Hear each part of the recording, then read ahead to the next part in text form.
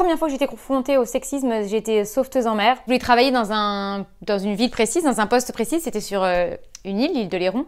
Et j'ai dit ouais, j'aimerais bien travailler à tel poste. Et voilà, et le chef des sauveteurs m'a dit bah non, en fait, c'est pas possible dans ce poste parce que le maire ne veut pas de filles. Je me dis mais comment ça, le maire veut pas de filles? On a tous le même diplôme, hein. Ben parce qu'en fait, il y a 10 ans, il y a une fille qui était dans ce poste et ça s'est mal passé. Et donc depuis, ben il veut plus de filles. Je me suis dit, bah, heureusement que c'était pas un mec du coup, parce que sinon vous preniez pas de mec non plus. Qui surveille la plage?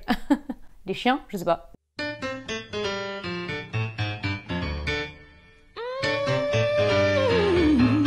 Aujourd'hui, dans un café 3 copines, j'ai demandé donc à 3 copines de me raconter les anecdotes les plus sexistes qu'elles ont vécues et franchement, c'est gratiné. Vous allez rire.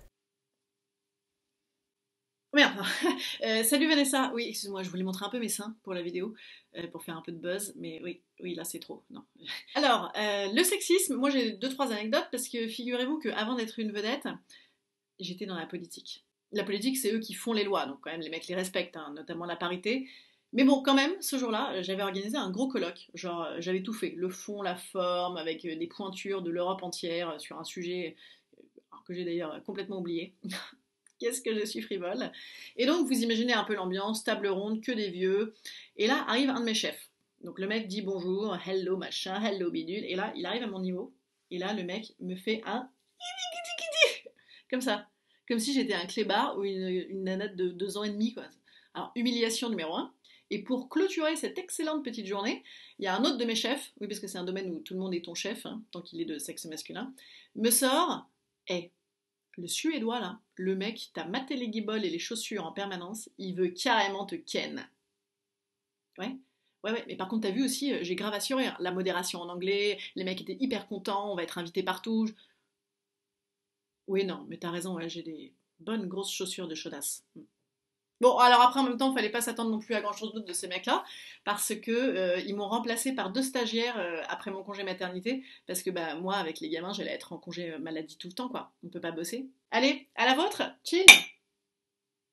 Moi, je me suis rendu compte, il y a pas longtemps, d'un truc qui me paraissait normal à l'époque et qui est en fait pas normal. Moi, j'ai un petit frère.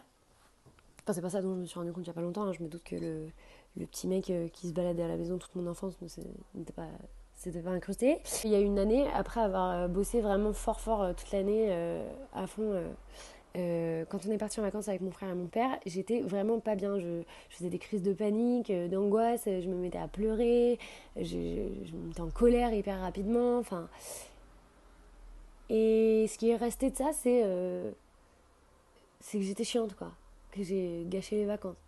Et puis quelques années après, il est arrivé la même chose à mon frère, donc même symptôme, hein, vraiment.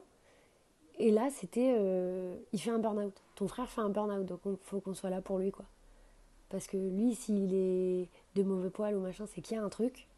Moi, si je suis de mauvais poil ou que je suis énervée ou que je pleure, bah c'est que je suis chiante, en fait. Et ça, je m'étais pas rendu compte que c'est pas... Hein? Alors moi Vanessa, la première fois que j'ai été confrontée au sexisme, c'était à mes débuts en tant que journaliste. En fait, je travaillais à la télévision et j'étais ce qu'on appelle rédactrice, c'est-à-dire que c'est moi qui posais les questions aux gens et qui menais les interviews. Et pour ça, j'étais la plupart du temps accompagnée d'un collègue masculin qui était à la caméra. Et en fait, ce qui m'a choquée, c'est que la plupart du temps, quand on arrivait sur les lieux de tournage, les gens étaient surpris de constater que c'était moi, la journaliste, et que c'était moi qui allais faire le travail d'interview. Et ce qui était d'autant plus emmerdant, c'est qu'en fait, ils avaient le réflexe, les gens, et surtout les interviewés masculins, mais quand je te dis ça, c'est aussi bien le boulanger du village que un politique. Ils avaient le réflexe, en fait, de s'adresser à mon collègue masculin derrière la caméra. Et donc, ce que je te raconte, ça vaut aussi pour quand on inversait les rôles, c'est-à-dire que quand c'est moi qui étais à la caméra et un confrère qui jouait le rôle de rédacteur, j'avais très souvent et j'ai toujours des remarques du genre « Ah, mais vous êtes toute seule avec tout ce matériel, il faut demander à un monsieur de vous aider, oh là là, c'est pas trop lourd ?» etc. Et en fait, ça c'est insupportable et je pense que toutes mes consoeurs reporters auraient des anecdotes de ce genre à te raconter, malheureusement. Voilà, voilà. Je voudrais dire un grand merci à Chloé, Thaïs et Madame Meuf. Elles ont une actu, elles font des trucs, je vais vous mettre tout dans la description, où est-ce que vous pouvez les retrouver, tout ça, les liens.